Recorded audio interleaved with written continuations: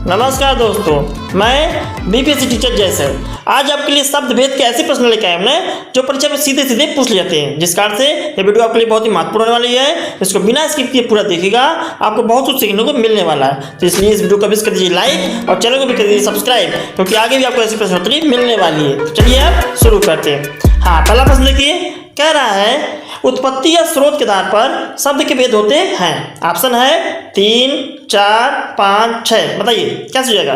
तो देखिए जो इसका संयुक्त हो जाएगा ना, ऑप्शन बी। उत्पत्ति या स्रोत के आधार पर शब्द के 4 भेद होते हैं। आप कहेंगे कौन कौन से होते हैं। तो पहला होता है तत्सम शब्द, दूसरा तद्भव शब्द, तीसरा देशज शब्द और चौथा विदेशज शब्द। ठीक है ना, चलिए आगे देखते हैं।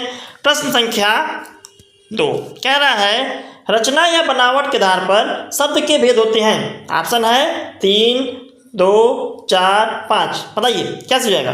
तो देखिए जो इसका संयुक्त हो जाएगा ना, ऑप्शन ए। रचना या बनावट के आधार पर शब्द के 3 भेद होते हैं। आप कहेंगे कौन कौन से। तो पहला होता है रूढ़, दूसरा यौगिक, तीसरा योगरूप। ठीक है, चलिए आगे देखते हैं।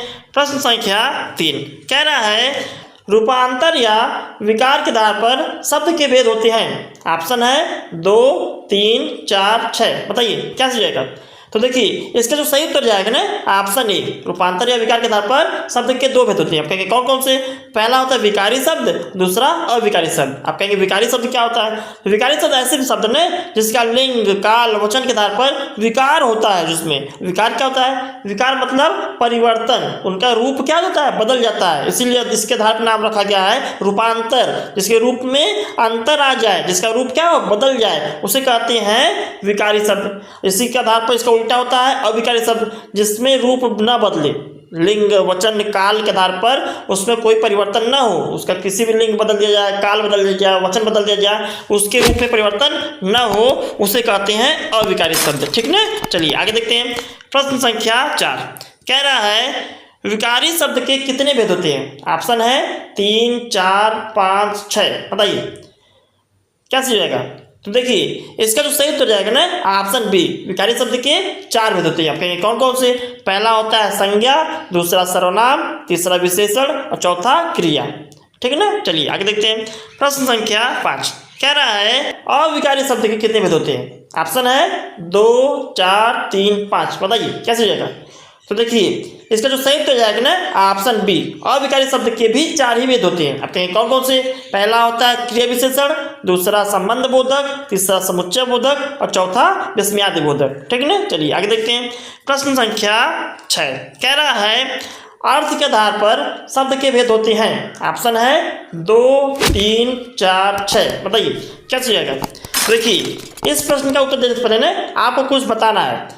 जब यह प्रश्न पहले पूछा जाता था कि अर्थ के आधार पर शब्द के कितने भेद होते हैं, तो पहले इसका उत्तर होता था 2। कितने होते थे, 2। और कौन कौन से। एक होता था सार्थक शब्द, दूसरा होता था निरर्थक शब्द। लेकिन अब आधुनिक मान्यता के आधार पर जो नई किताब जारी किया गया है एनसीईआरटी द्वारा, जो मानक हिंदी व्याकरण है, उसमें यह मान्यता बदल ली गई है। अब अर्थ के आधार पर 2 भेद न मान के कितने माने जाते हैं, 4 भेद माने जाते हैं। अभी कौन कौन से। एकार्थी शब्द, दूसरा अनेकार्थी शब्द, तीसरा पर्यायवाची शब्द, चौथा विलोम शब्द। इन 4 शब्दों को अर्थ के आधार पर भेद माना जाता है। और 2 भेद जो और थे, एक सार्थक शब्द, एक निरर्थक शब्द, वो अन्य भेदों में अब जोड़ी जाता है। उसको अब अन्य भेद में उसी गिनती हो रही है। ठीक है ना, तो इसका उत्तर क्या सही हो जाएगा। इसका उत्तर सही हो जाएगा ऑप्शन सी। अर्थ के आधार पर शब्द के 4 भेद होते हैं। ये आधुनिक मान्यता के आधार पर है। बहुत से लोग कमेंट करके कहने लगे सर गलत पढ़ाते नहीं। ये जो नई किताब है आधुनिक हिंदी व्याकरण, उसको जब पढ़ेंगे तो आपको ये चीज़ें समझ में आएंगी। पुरानी चीज़ें जो है हमेशा बदलती रहती हैं, अपडेट हो रहा है। जैसे अभी जो नया फिलहाल में अगर प्रश्न बनेगा कि हिंदी वर्णमाला में कितने वर्ड हैं, तो आप हम पढ़े रहेंगे 52 वाला सही करके आ जाएंगे। तो नहीं, अब अपडेट हो चुका है। अब कितने हो चुके हैं, 53 हो चुका है। इसी तरह से जो भी पुरानी मान्यताएं हैं वो बदल रही हैं। आधुनिक शोध होता जा रहा है। शोध के अनुसार जब चीज़ें साबित हो जाती हैं कि नहीं ये गलत, हम लोग आज तक पढ़ते आ रहे थे, ऐसा नहीं होना चाहिए, अब ये होना चाहिए। जो लोग शोध करने वाले रहते हैं, रिसर्चर रहते हैं, वो जब नई मान्यता जब प्रस्तुत करते हैं, वो मान्यता जब सर्वमान्य मत हो जाता है, उसको जारी कर दिया जाता है, तो वह मान्यता हम लोगों को फिर पढ़ना पड़ता है, वो याद करना पड़ता है, वो पढ़ाना पड़ता है। ठीक है ना, तो ये ऐसी बातें नहीं है कि जो हम लोग पढ़ लिए वही चलता रहेगा। तो आगे देखते हैं। प्रश्न संख्या 7 कह रहा है प्रयोग क्षेत्र की दृष्टि से शब्द कितने प्रकार के होते हैं। ऑप्शन है 3, 4, 6, 5। बताइए कैसे जाएगा। तो देखिए इसका जो सही उत्तर जाएगा ना ऑप्शन ए। प्रयोग क्षेत्र की दृष्टि से शब्द 3 प्रकार के होते हैं। अब उनके कौन कौन से होते हैं? पहला सामान्य शब्दावली के शब्द, दूसरा तकनीकी शब्दावली के शब्द और तीसरा अर्ध तकनीकी शब्दावली के शब्द। ठीक है ना, चलिए आगे देखते हैं। प्रश्न संख्या 8 कह रहा है शब्दों का वर्गीकरण कितने आधार पर हो सकता है? ऑप्शन है 3, 4, 5, 6। बताइए क्या सही जाएगा? तो देखिए इसका जो सही उत्तर जाएगा ना ऑप्शन सी। शब्दों का वर्गीकरण 5 आधार पर हो सकता है और 5 हमने ऊपर देख लिया है। कौन कौन से होते हैं? पहला उत्पत्ति के आधार पर, दूसरा रचना के आधार पर, तीसरा अर्थ के आधार पर, चौथा विकार के आधार पर, पांचवा प्रयोग के आधार पर। ठीक ना, चलिए आगे देखते हैं। प्रश्न संख्या 9 कह रहा है रेलगाड़ी शब्द है। ऑप्शन है संकर, देशज, विदेशज, तत्सम। बताइए क्या सही जाएगा? देखिए इसका जो सही तो जाएगा ना ऑप्शन ए। जो रेलगाड़ी शब्द है संकर शब्द होते हैं। अब आप कहेंगे सर आपने सब भेद पढ़ा दिए, सब आधार पे भेद पढ़ा दिए, लेकिन कहीं पे संकर शब्द का नाम नहीं लिए हैं। तो जो संकर शब्द होता है ना ये भेद में नहीं आता, ये अलग से एक शब्द है जो 2 भाषाओं से मिल के शब्द बने रहते हैं, उन्हें संकर शब्द कहते हैं। एक अलग कैटेगरी शब्द है, अन्य गौड़ पद में आता है, इसमें किसी भेद में सम्मिलित नहीं है। संकर शब्द अलग से शब्द होता है, वो किसी आधार पर उसका वर्गीकरण नहीं हो सकता है, वो अलग से ही शब्द है। और उसको कहते किसे है? जिसमें 2 भाषाओं के शब्द मिल के एक नया शब्द बन जाता है। जैसे यही देख लीजिए रेलगाड़ी दिया है।